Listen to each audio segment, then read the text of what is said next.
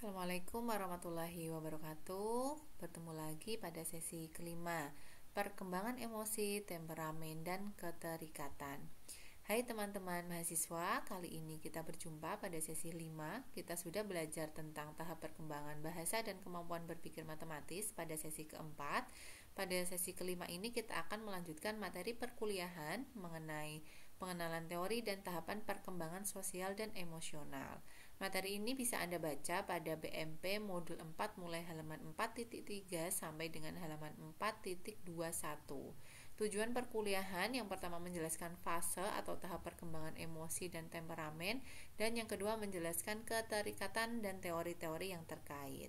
Emosi merupakan perasaan atau efek yang terjadi ketika seseorang berada dalam interaksi yang penting baginya dengan ditandai oleh perilaku yang mencerminkan atau mengekspresikan rasa senang atau tidak senang dari seseorang yang sedang berada dalam satu kondisi atau transaksi. Emosi melibatkan aspek psikologis, fisik, dan biasanya memengaruhi pikiran, tubuh, dan perilaku. Emosi juga bisa memiliki dimensi waktu yang berbeda. Beberapa emosi mungkin muncul secara cepat dan intens dalam respon terhadap situasi mendadak, misalnya terkejut oleh suara keras. Sementara yang lain bisa bersifat lebih tahan lama dan kompleks, misal perasaan cinta yang berkembang seiring waktu. Faktor yang mempengaruhi emosi yaitu faktor kematangan dan faktor belajar dari lingkungan. Keterikatan adalah ikatan kuat, abadi, dan kasih sayang yang dibagikan oleh seorang anak kepada orang yang signifikansinya dekat dengannya. Biasanya seorang ibu atau orang yang tahu dan dapat memenuhi kebutuhan sang anak.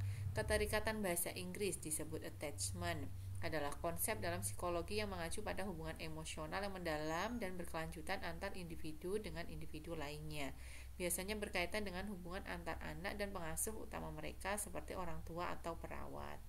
Kemudian ada temperamen, kecenderungan seseorang untuk merespon dengan cara yang dapat diprediksi terhadap peristiwa lingkungan, termasuk merespon tingkat aktivitas, lekas marah, ketakutan, dan kemampuan bersosialisasi.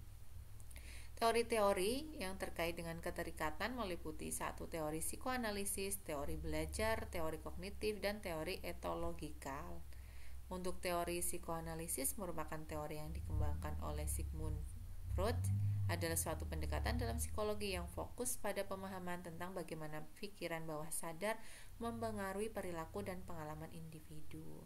Teori belajar adalah rangkaian konsep, prinsip, dan hipotesis yang digunakan untuk menjelaskan bagaimana individu memperoleh pengetahuan, keterampilan, sikap, dan perilaku melalui pengalaman dan interaksi dengan lingkungannya. Teori kognitif didasarkan pada keyakinan bahwa pemahaman dan pengetahuan manusia tidak hanya terbentuk dari rangsangan fisik atau respon kondisional semata, tetapi juga melibatkan proses internal. Teori etologikal merupakan teori yang berpendapat bahwa manusia memiliki karakteristik yang telah beradaptasi yang membuat anak memiliki keterikatan. Bagi Anda yang belum memiliki buku materi pokok BMP versi cetak, Anda dapat membaca BMP versi digital yang telah tersedia di ruang baca virtual Perpustakaan Digital Universitas Terbuka. Selamat belajar, semoga sehat selalu. Wassalamualaikum warahmatullahi wabarakatuh.